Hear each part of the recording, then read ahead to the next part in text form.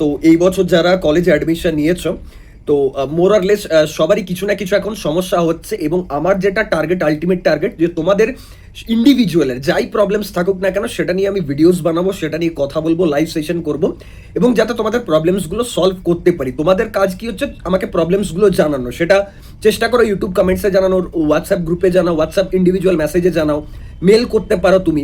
তো একটা প্রবলেম যেটা সবার ক্ষেত্রেই কমন আমার মনে হয়, এবং এটা নিয়ে কথা বলাটা দরকার আছে, যে দাদা আমি মানে আমার বাড়িতে দাদা প্রেশার দিতে পারছি না, বাট আমার প্রতি মাসে বেশ ভালো মতো খরচা হচ্ছে, এবং তার সাথে সাথে দাদা বাবা জাস্ট রিসেন্টলি আমাকে ভর্তি করালো এত পরিমাণ টাকা দিয়ে, পর হয়তো কিছু জনের ডোনেশনও লেগেছে।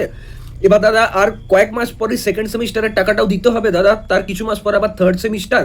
তো এই পুরো ব্যাপারটাকে আমি সামলাবো কি করে, মানে এটাকে অ্যাকসেপ্ট করতে খুব প্রবলেম, দেখে খুব খারাপ লাগছে, বাট কিছু করতে পারছি না দাদা। তার কারণ আমাকে প্রচুর স্টুডেন্টস এখন অব্দি অ্যাপ্রোচ করে যে দাদা প্লিজ হেল্প করো না, কিছু বলো না, রিসোর্সেস যেখান থেকে আমি টাকা আর্ন করতে পারি।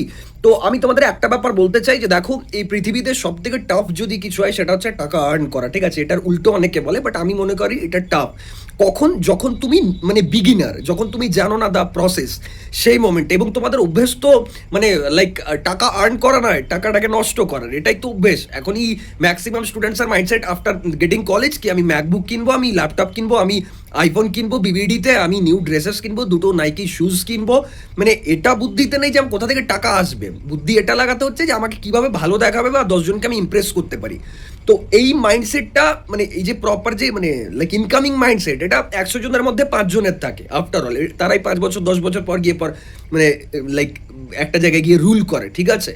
তো যাই হোক, ওই মাইন্ডসেটটা আসতে টাইম লাগবে, বাট অ্যাটলিস্ট একটা ব্যাপার বলতে চাই, যে ঠিক আছে খরচা করছো করো, বাট বুঝে শুনে, বাড়ির লোকের প্রতি প্রেশার ক্রিয়েট করে মিথ্যে কথা বলে 10 জনকে ইমপ্রেস করে নয়। কারণ দেখো যাকে ইমপ্রেস করার হবে না, সে তোমার ওই মানে ইনকামিং মাইন্ডসেটে বেশি ইমপ্রেস হবে। বি ভেরি জেনুইন বলছি, এবং আমি এগুলো এই যে জ্ঞানগুলো এই বেসিসেই দিচ্ছি, যে আমি আমার কলেজ টাইমে লোকের অ্যাসাইনমেন্ট লিখে দিতাম, ইভেন টিউশন পড়াতাম। আমার যে বিশাল দরকার ছিল, মানে এরকম খেতে পাচ্ছিলাম না আমি, এরকম কোনো ব্যাপার নয়, ঠিক আছে?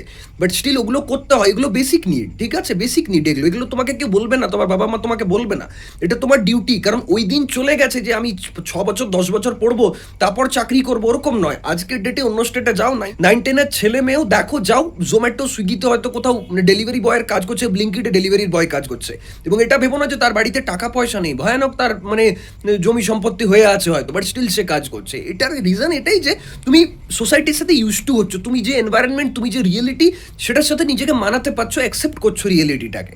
তো আমার ফান্ডামেন্টাল তোমাদের সাজেশন এটাই থাকবে, যে অ্যাজ সুন অ্যাজ পসিবল এই ব্যাপারটাই সিরিয়াস হও, যে আমি আমার নিয়ার বাই কোথাও, বা আমি যে সিটিতে থাকছি, বা টিউশন পড়ানো, বা অনলাইনে কিছু যেখান থেকে টাকা আসবে, আমি এই ব্যাপারে খুব তাড়াতাড়ি নিজেকে ইনভলভ করবো, এবং সেটা যে কোনো কাজ হতে পারে, ঠিক আছে? আমি যখন ব্যাঙ্গালোরে ছিলাম, এমএনসিতে চাকরি করতাম, একটা অয়েল অ্যান্ড গ্যাস এমএনসি, এবং কত বড় company, you people don't have any idea suppose, এবং তোমার হয়তো কোনো আইডিয়া নাও হতে পারে, তুমি লিঙ্কডিনে সার্চ করে নিও, দেখে নিও একটু ভালোভাবে, তুমি বুঝতে পারবে।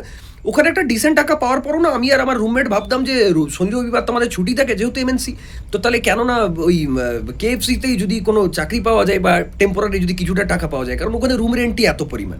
তো হ্যাভ দ্য মাইন্ডসেট, না লজ্জা কি যার? আমাকে তো এখনো যদি বলে কেউ চা বিক্রি করতে, আমি এখনো করতে রাজি আছি। এবার তোমার মনে হতে পারে যে দাদা তার মানে নিশ্চয়ই টাকা নেই তোমার কাছে, তো সেটা আমি তো এক্সপ্লেন করবো না কি আছে না আছে, বাট আমি অলওয়েজ রেডি, ঠিক আছে, যেখান থেকে আসবে।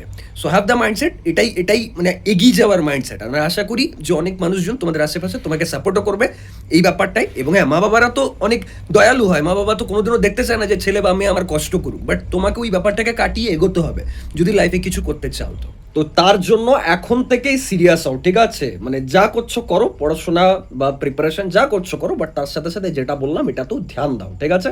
কমেন্ট করে বলতে পারো যে এই রিলেটেড যদি আরও কিছু ভিডিওস চাই, কিছু রাস্তা বলবো তোমাদের, কিছু উপায় বলবো, কিছু জুগাড় বলবো, তো অবশ্যই কমেন্ট করে জানাবে, ঠিক আছে? চলো দেখা হচ্ছে নেক্সট ভিডিওতে। এরকম ভিডিওস আসতে থাকবে, পড়াশোনা রিলেটেড অনেক ভিডিওস আনবো পুজোর পর। আপাতত পুজোতে সবাই ভালোভাবে এনজয় করো।